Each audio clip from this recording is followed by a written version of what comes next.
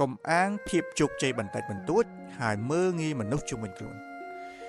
នៅក្នុងដំណើរជីវិតមនុស្សម្នាក់ៗតែងតែប្រាថ្នាចង់បានពាក្យថាជោគជ័យប៉ុន្តែអ្វីដែលគួរឲ្យខ្លាចបំផុតនោះគឺនៅពេលដែលយើងឡើងដល់កម្ពស់មួយដែលខ្ពស់ជាងគេ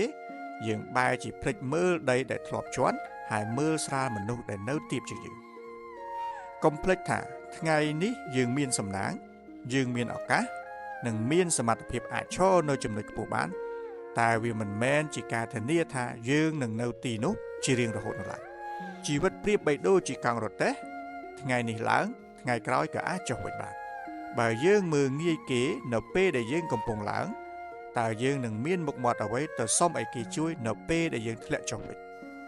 ជោគជ័យដែលយើងមាននៅថ្ងៃនេះអាចនឹងជាចំណែកនៃការលះបង់ពីឪពុកម្ដាយការជ្រុំជ្រែងពីមិត្តភ័ក្តិឬសូម្បីតែការអត់ធ្មត់ពីអ្នកក្រៅមកគាត់ការមើលងាយមនុស្សជុំវិញខ្លួនគឺស្មើនឹងការមើលងាយប្រភពដើមនិងអ្នកដែលធ្លាប់ជាចិន្តាឲ្យយើងជាន់ឡើងកុំវាយតម្លៃអ្នកដទៃថាអសមត្ថភាពត្រឹមតែដោយសារតែគេមិនទាន់មានអ្វីដូចយើងនៅថ្ងៃនេះ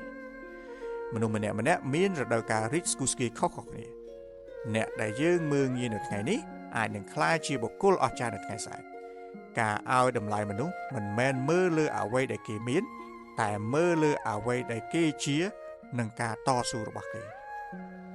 សម្បកក្រៅអាចផ្លាស់ប្ដូរបានប៉ុន្តែចរិតមារយាទគឺជាអត្តសញ្ញាណពិតបើជោគជ័យហើយធ្វើឲ្យគេក្លាយជាមនុស្សឆ្មាំងឆ្មៃនោះជោគជ័យនោះកំពុងតែបំផ្លាញភាពជាមនុស្សរបស់យើងមនុស្សដែលគួរឲ្យគោរពបំផុតមិនមែនជាមនុស្សដែលមានទ្រព្យសម្បត្តិច្រើនបំផុតនោះទេប៉ុន្តែជាមនុស្សដែលមានចិត្តមេត្តានិងចេះបន្ទាបខ្លួនបំផុតបើទោះបីជាគេស្ថិតនៅក្នុងឋានៈខ្ពង់ខ្ពស់យ៉ាងណាក៏ដោយកុំឲ្យពន្លឺនៃភាពជោគជ័យបន្តិចបន្តួចធ្វើឲ្យ